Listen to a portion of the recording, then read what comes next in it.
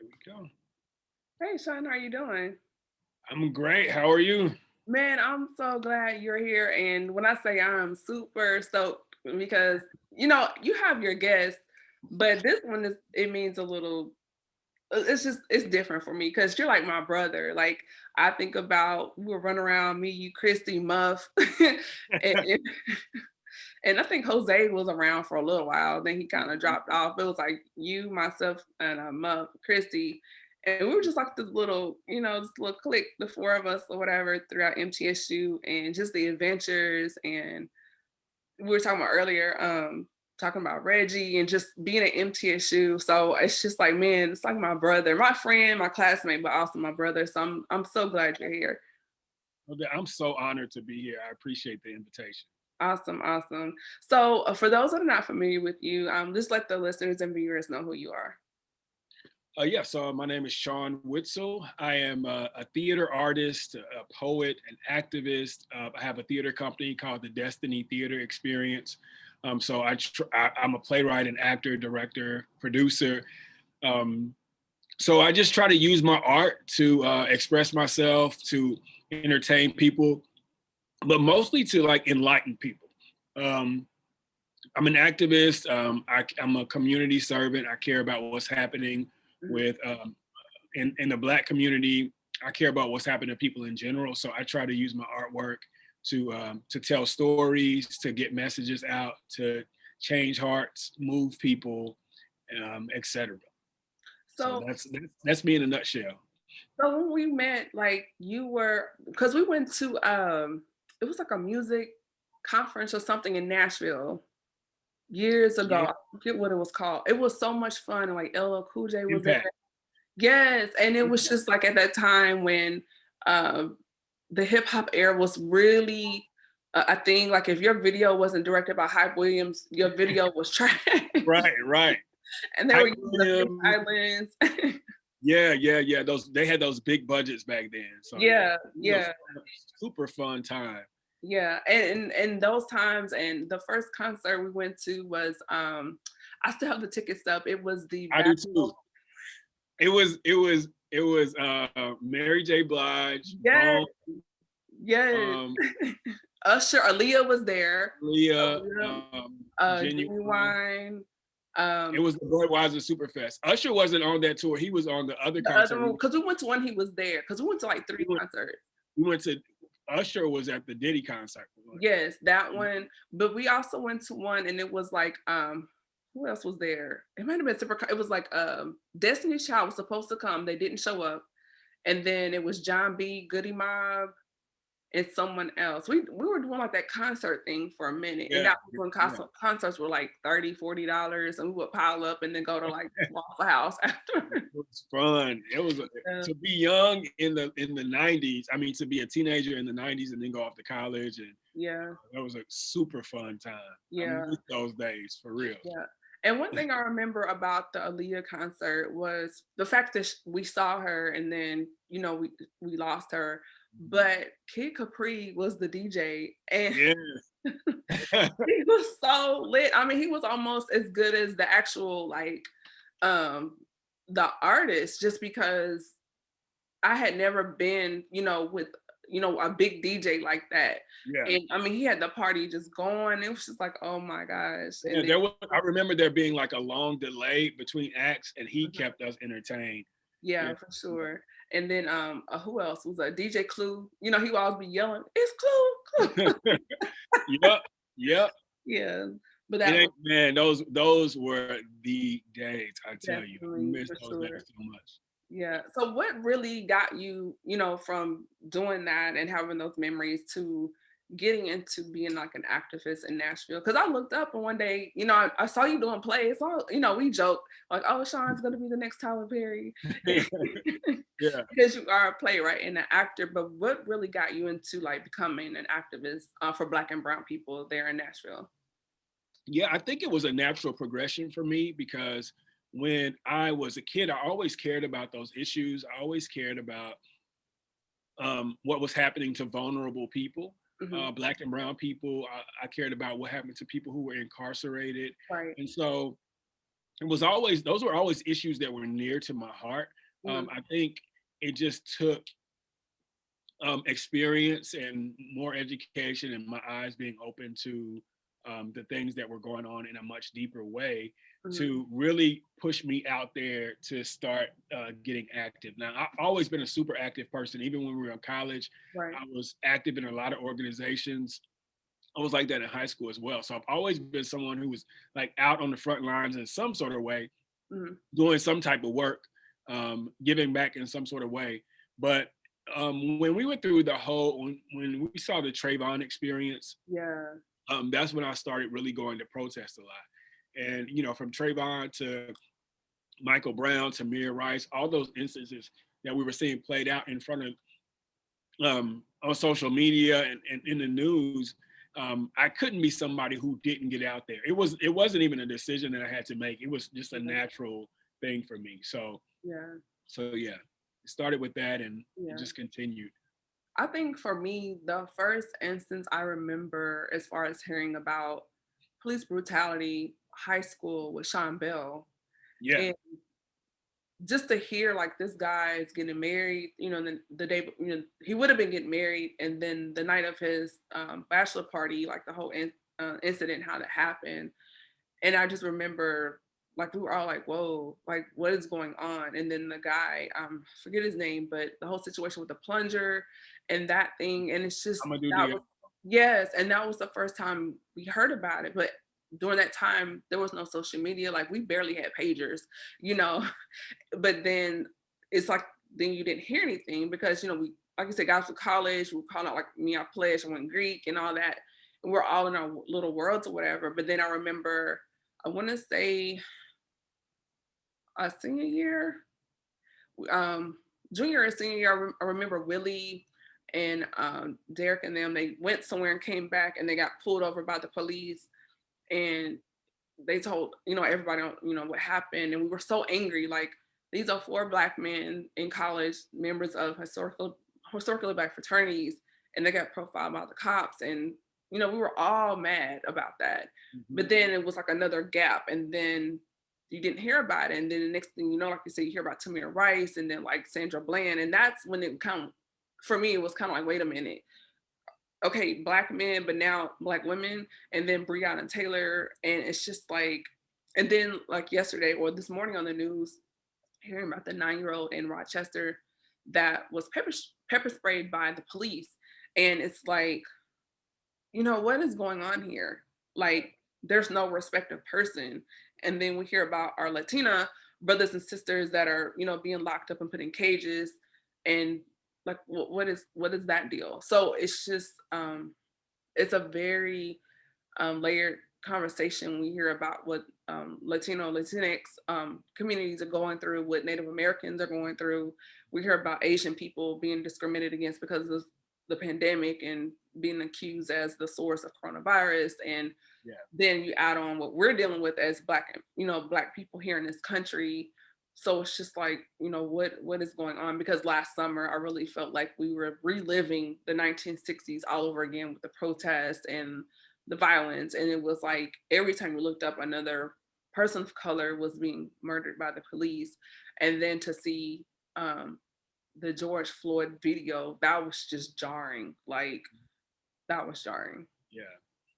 Yeah, I mean, America has a huge, long-standing issue with, with how it's treated people of color, and all social media did was just put this out there for us to see. You know, like it's easy to, if it's not on the news or whatever, we don't know that it's happening, or people in their community see it, but there was no way of broadcasting it to the larger world. But now technology with phone, with us having cameras on our phones and having social media, these things can't be swept under the rug anymore. So Yeah. yeah.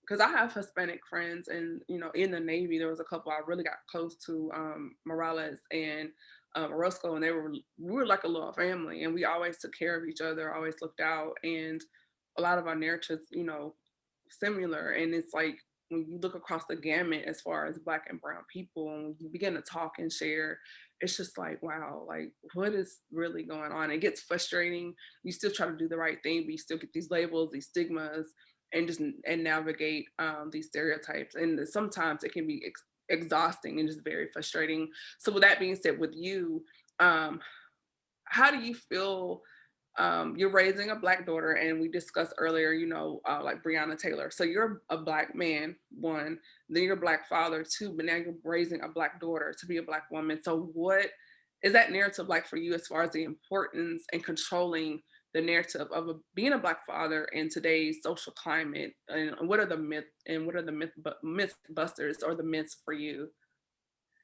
Yeah, fatherhood has been a very interesting journey. It has taught me more about myself than Mhm. any other experience that I've ever had. My daughter is amazing, and she teaches me, she challenges me, Mhm. and it's just been a great experience. I'm in no means a perfect father. There are no perfect fathers or Right. mothers, but I am someone who loves my daughter, and I support her and pour into her and encourage her, and we have a great relationship. I remember when I found out I was having a daughter, like when we were looking at the ultrasound, Mhm. and I was so scared to have a daughter because I've Mhm. seen some of the things that women have gone through, and it was just like, oh man, I'm gonna have a little girl. I don't know what am I gonna do. But yeah, it's just been it is what I try to do is teach my daughter who she is, help her discover who she is, and to be proud of that. I've always tried to give her a great sense of like her cultural background, and I want her to be proud to be who she is, to be proud to be black, be proud to be a woman. So I've tried to anchor her in that. And we've had those discussions. Like we've discussed, I've always had age appropriate discussions with her Mhm. about life. So we've talked about racism, and no matter what age she was at, Mhm. I was I spoke to her where she was, not trying to put too much on her, Mhm. but at the same time giving her what I felt like she needed. And we What does talked she about understand? What do you feel like she understands when you had that conversation with her? Like, does she get it, or does she still have like a lot of questions, or what was that like, or what is that like for her and you when you guys speak? she's 14 now, so she Okay, definitely gets it. okay. We went to a protest last year together. I think there was only one that we went to together. Mhm. So I was glad to have her there because she was out there making a stand alongside me and other people, and that made me proud. But she definitely has her thoughts, Mhm. um, and she has a great perspective on it. So I feel like she's much more advanced um, than I was when I was 14. So I'm Yeah, proud of that. And it's crazy that we have to teach our children these things, but we have to teach our children these things because we live here in America, and we don't want them to be blindsided because we've kept them in a bubble. So yeah. yeah. I don't know if you've seen the commercial about the talk, and it's these commercials they were airing last summer.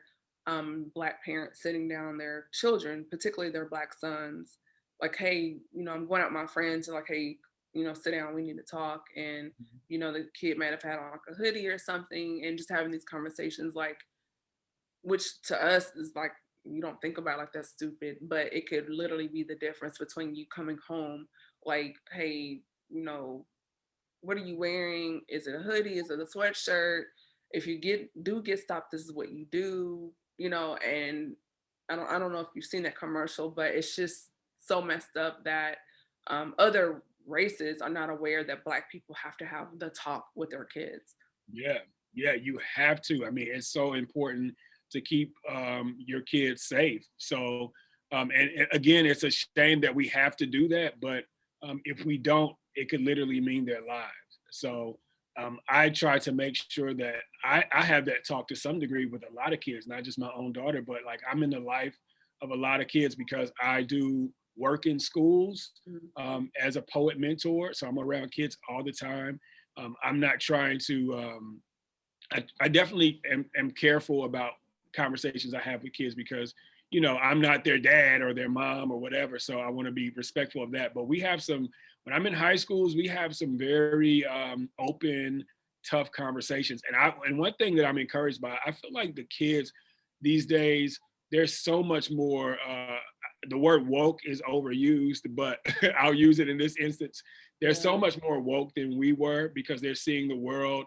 Um, I feel like they're seeing more of the world because of social media.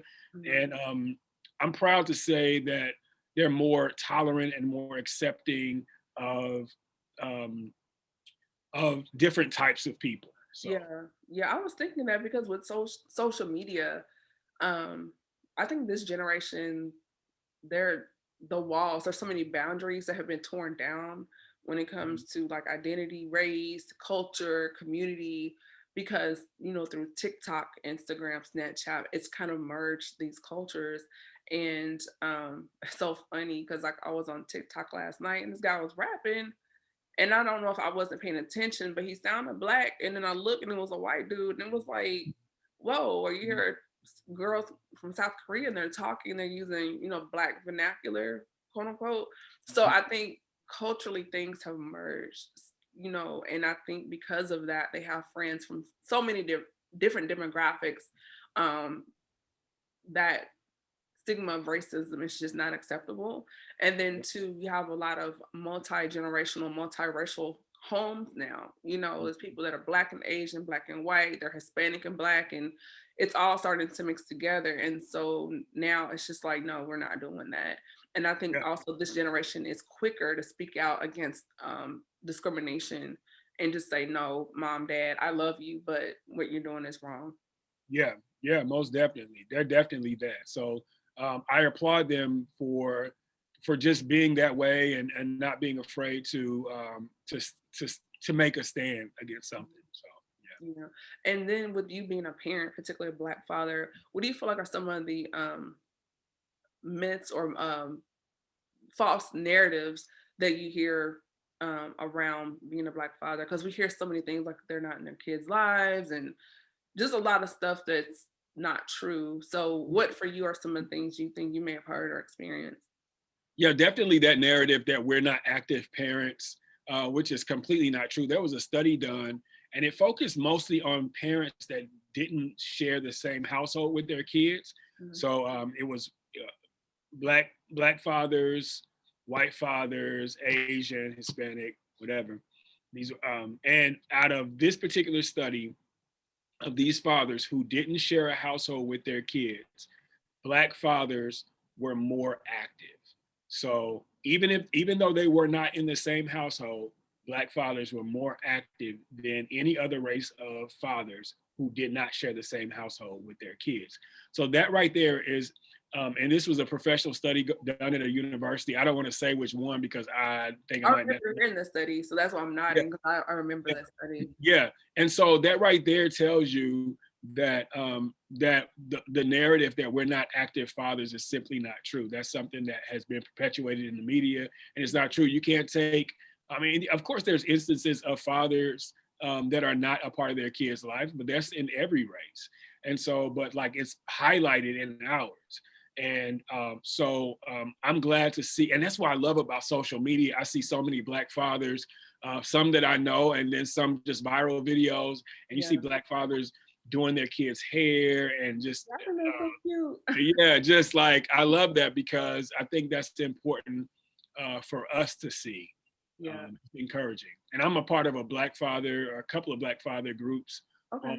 on Facebook, and I get to hear the stories of other men. Some of them are just challenges they have as fathers, but some of them are like these beautiful stories about their kids, and so it's really encouraging, and it's awesome to be a part of a community of men and fathers who support each other.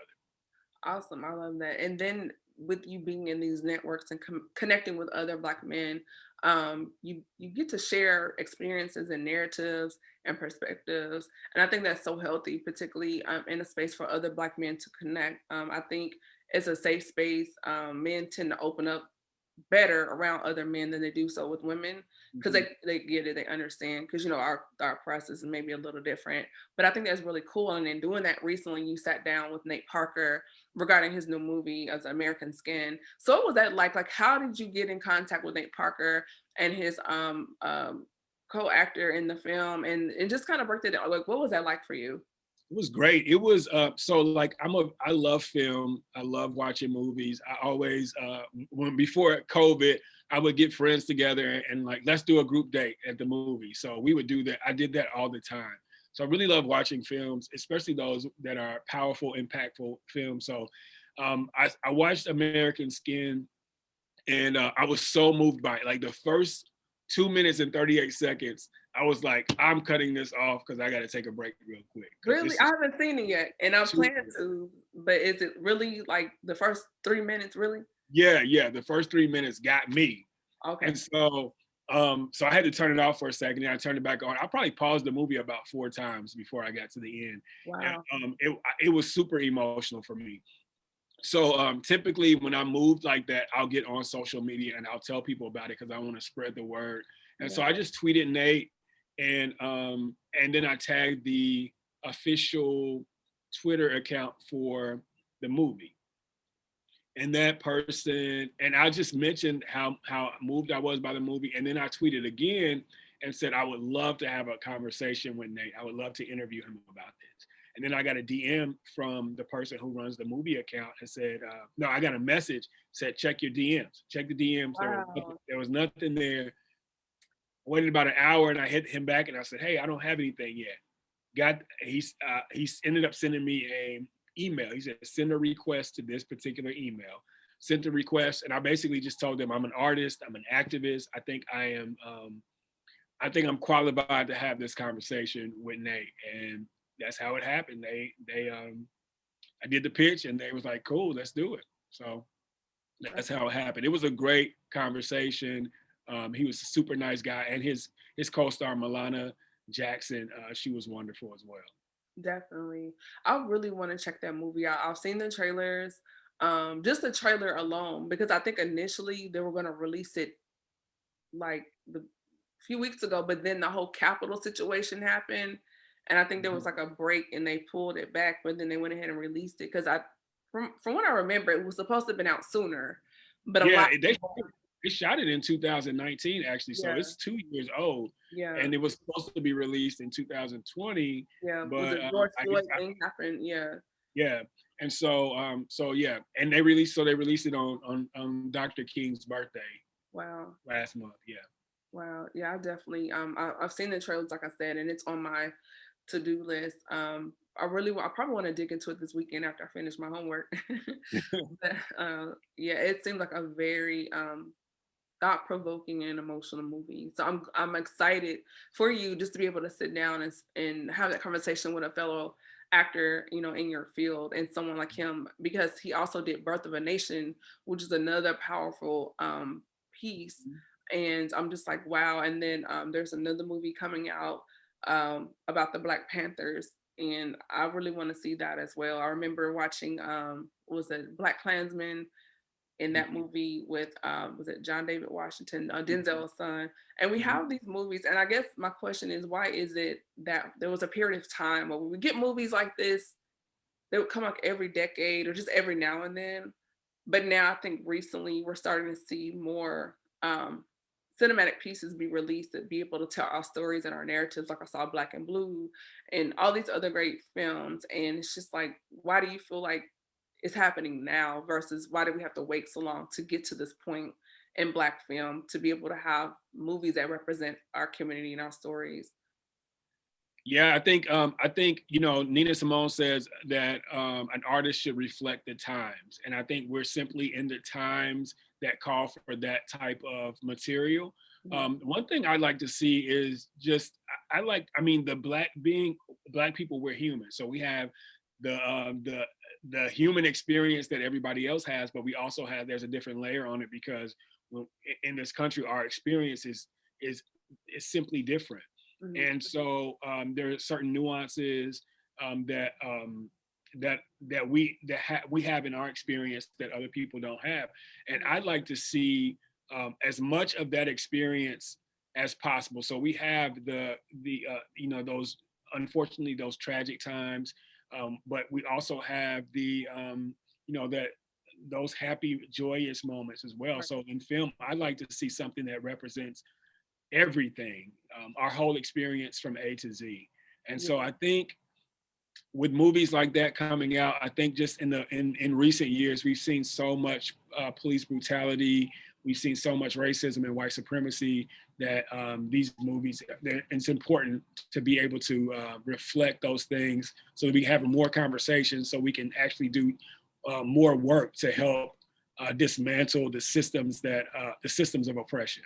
Yeah. What I love about you, Shawn, with your work in theater, with stage plays and writing, is the fact that you put so much thought into the character development. There was one play you did, and your character spoke Spanish, so you had to learn Spanish for the role. And it's Yeah. just you put you put thought and into just not just being another black guy on stage, but you really break down like who is this person, how would they think or feel at that time, how do they interact with the other actors on the stage. Mhm. And I think that's so cool. And we see that, and we have like period pieces that you've done, or we look at my ratings, Black Bottom, which I watched that and it was just like, wow, Yeah. to see Chadwick Boseman when he did that scene in the basement when he was like going off on God. And then they pan to the other actor, and the other actor, you kind of wonder from, at least for me, I rewound the scene because I was like, is this the character or is this Chad? Because at that time we didn't know he had cancer, Mhm. and the way he was just going off, and the actor's face was kind of like, oh my goodness, Yeah. like, what am I watching right now? But you see him attempting to stay in character, and unless you just can read an actor, you could see it in his eyes. And that scene received just rave reviews, even with Viola Davis, like they're phenomenal. But just to see what you do, that stellar to walk in that path, to not just be a stereotypical black actor. I think that's really dope of you. Yeah, I just love the craft so much. I'm inspired by performances like Chadwick's performance. And I just continue to try to push myself to be better and to inspire the next young actor who's looking at me for inspiration. Mhm. Yeah, it's just that performance Chadwick gave was amazing. And the thing is, like, we didn't know he was going through what he was going through, Right. and you use those things in your life. As you're building the character, you might pull from your own life experiences and Yeah. you channel that energy, you channel that struggle, and you can put that into your character. So that's probably how he was able to add those layers because he was going through something himself. So Mhm. yeah, he gave an amazing performance, and when I watched that, I was just thinking, oh man, I can't wait to get back on the stage because with being in a pandemic, we haven't been able to do theater the way that we typically do theater. We've had to take things online, which is better than nothing, but it's not the same. Yeah. So yeah, that watching that performance made me itch to get back on stage. You're right. And the thing is, the power of the stage, or even like with what I do with podcasting, the power of the mic.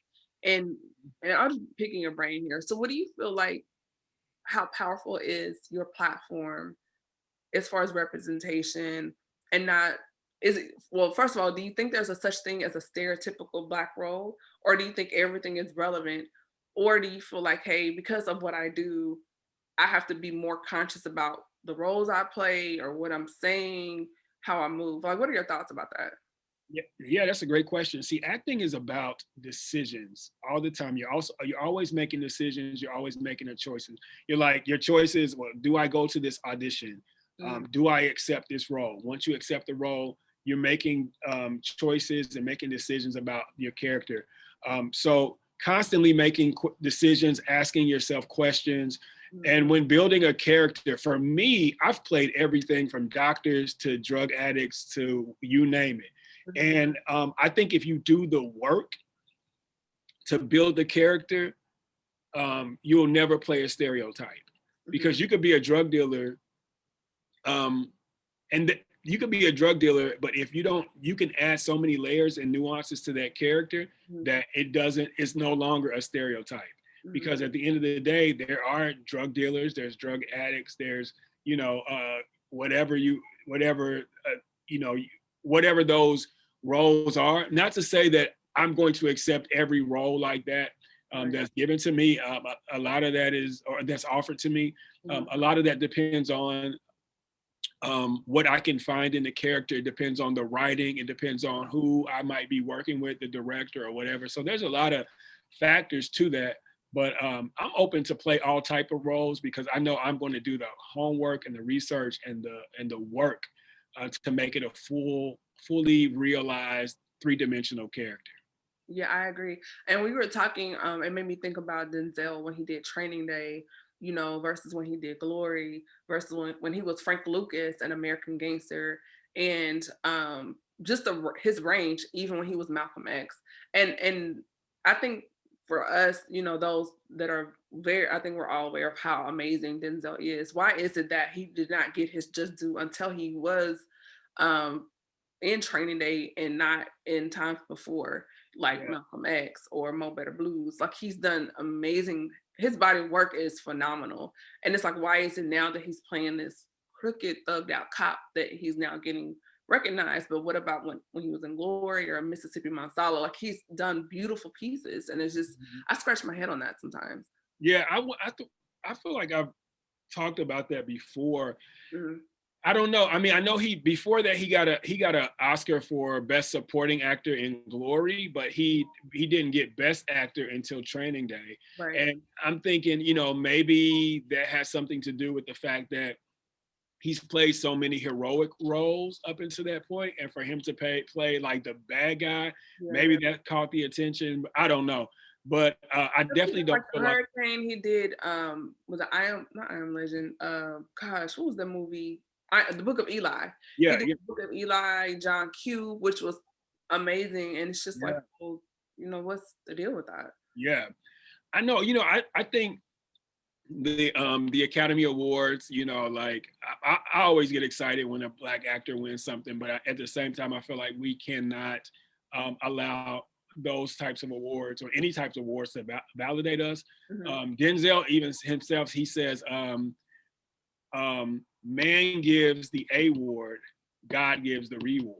And Mm, so I think Denzel knows himself that his work is much bigger than that. I'm sure he's honored to receive those awards, but it's the impact that he has on people like you and me and on his community and on anybody who watches him, mhm. because he's delivered some amazing performances Amazing. that I never forget. Yeah. Yeah. And at the end of the day, that's the most important thing.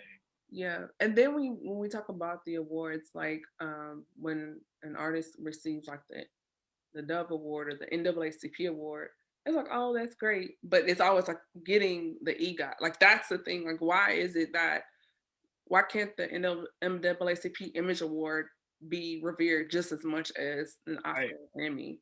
Right, You know? right, right. Yeah, I don't know. I don't know. I mean, to me, it's even more special because it's given to you by your people. You know, your folks, people of the culture, people who share share have this shared experience with Mhm. you. So yeah, I don't know why we're like that, but Yeah. yeah, I totally agree with you on that. Yeah. I love watching like Black Girls Rock or the BET Awards just because it's like you said, it's our thing. And there's I get it with the other academies, like they have to cram in so many categories for all the different genres. I get it, but with our awards, it's just it has a different vibe. It feels like home, especially when they always bring in a throwback artist or actor you haven't seen in years. Like one year, I think we're watching BT Wars and Jodeci came up, and we was like, "What?" You know, just Yeah, like watching your uncle and them up there. yeah, But it yeah, was cool just to see them, you know, where I think one time they brought up like um Bobby Caldwell and John B. And it was like, wow, like the yeah. five souls of R&B, like they're dope. Like I'm a John B fan, always have, always will be. Hey John, if you're watching. But it's just like, man, I think it just has a different feeling. Just the way we spotlight each other. Hey, we love you. You're all right. We look at Issa Rae, like she's doing amazing things for Black women, or like Regina King, and just kicking open these doors. So I think even what you're doing now, I just see you going places, like, and the doors have been open for you, and then you're gonna open doors for others. I think that's phenomenal. And I think in this season of giving back and like making it a community thing, I think that's really cool. Yeah, thank you, thank you. Yeah, I mean, we all we got. We got to stick together. We have to support each other, and that's how we get somewhere. By like to me, I'm a communal person, So everything that I do, I'm carrying the community with me, or I'm relying on the community for their support. So, and I'm giving my support to others. That's just how I am, and so where I go, I bring my people with me. Yeah, that's how I feel like even with, me doing the podcast here, like at the first 1 or 2 episodes, it was just me talking. I'm like, I don't even want to hear me talk that much. And I'm like, I have this space and I know a lot of cool people, that I went to college with or met along the way. And it's like, hey, let's bring them on. And I feel like we should create platforms and then share the platforms. Yeah. Issa Rae put out a post a couple weeks ago and she was saying a lot of times when we're networking, we're so busy trying to network up, but you don't, that vertical, if excuse me, like I'm trying to do the podcast and then you're acting, it's like, hey, well, I need a guest, you need exposure, well, come on my show. And I think that's so important as you grow, because you're growing up together. It's like when we went to MTSU, we grew up together. It was like a coming of age moment. So it's like you're gonna bring my brother and my sister with me, because it's like, no, if I'm eating, they're gonna eat too. Yeah, exactly. I think I love that what Issa said, because that stood out to me too when I heard her say it, because it's so important. Like Yeah. we're looking over the person next to us, trying to look up this way, when it's like, no, the person next to you can, and they have their talents too. We combine them, we can make some magic happen. So I think that's important for us to remember. It's like how we can get somewhere together. Awesome. So with that being said, are there any like nuggets or jewels that you want to drop, or just from the conversation you think maybe to recap that you want to give to the audience members and the listeners? One thing I like to share is something that I heard myself when I was in college. I don't know who this person was that said it, but I saw it on TV. Mhm, Tavis Smiley used to have the State of the Black Union on C-SPAN, mhm, and this woman said, she said, "Make the work you do contagious." mhm, And so that really stood out to me. This has been like 20 years since I saw that or more, and that's something that I carry with me. Make the work you do contagious. So whether you're an activist or just a community organizer or a community servant or an actor or whatever it is that you do, um, make it contagious. Make that energy, spread that energy, spread that love, spread the information to other people so that they might be inspired to do what you're doing or to do something else that's on their heart. So I encourage anyone who is listening to don't just be self-centered in what you're doing. Um, you can advance your career, you can shine and all that with somebody with you. So there's an African proverb, and I hope I don't mess it up. If you want to go fast, go alone. If you want to go far, go take people with you. mhm. So take people with you on your journey, and and I um, I believe that you will be better for it. So that's what I want to leave people with. Awesome, awesome, awesome. So we got some MTSU people on here. What's up, Clarence? Okay. We used to call him Lil C. What's Little up? C, little C, big C. Yes, Clarence, and Samantha, Lisa, thank you for joining me. Holly, hey Holly, hey girl, LaFatio from MTSU, Courtney, um, LaFatio. LaFatio. Oh my gosh, that's a whole nother Okay. conversation. When I say life of the party, never I've a not. dull moment. He said, yeah, Sean. Wow, I've not seen LaFatio in forever. Travis Hardy here, Dora Williamson family, Kiana here, Lorena Morales. We served together in the military. That's like my Latina sister from another mister. That's my girl right there. So thank you so much, everyone that's been tuning in, chiming in. And Sean, thank you so much for joining me. If people would like to connect with you on social media or just hit you up or book you for interviews, where can you be reached? Yeah, so I am on several platforms. Of course, I'm on Facebook, so people can find me there. I'm tagged in Camille's post about this, so you can find me there. I'm also on Instagram, Shawn underscore Whitsell on Instagram, and then just Shawn Whitsell all together on Twitter. Easy to find. So yeah, if you want to reach out and just chat about something, or if you're interested in theater or having me come and do something, I'm totally open. So Yes, and you need to get on Clubhouse. I was on Clubhouse, I want to say Saturday night, and they did a live reading on Clubhouse of Waiting to Exhale.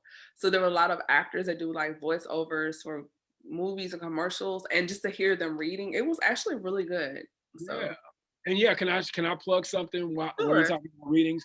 So I wrote a play called The Sins of the City, and I did it in a playwrights workshop that we had for I don't know how several months over the course of 2020. And so we have a reading of my play tomorrow at 7:30 p.m. Central Standard Time. And so yeah, so I invite folks who are not already invited to join us. There is on my page on Facebook, there's a link to an Eventbrite that you have to like register for. But yeah, it's free, and it's something I'm super proud of. So I encourage people to come and give it a watch. Awesome, awesome. Thank you for putting that out there as well. And I really, again, I really appreciate you coming. Like I said at the beginning, I was so excited. I was like, Sean's coming, yay! I'm saying, hey, let me say that I'm super proud of you for Oh, doing this. Yeah, I think this is wonderful. Thank you for sharing your platform with me. Proud of you, and I love you, and I know this is going to continue to grow. So yeah, yeah, yeah. I Keep love you too, man. Thank you so much. I'm brown, but I'm blushing. You just can't see it. it up. Yeah, yeah. We're definitely gonna bring you back. So everyone, I hope you got something from this episode. My name is Camille Essick, and I'm the host of the Speaker Podcast. And until next time, be blessed. Thank you for watching, guys. Good night. Bye bye. Peace.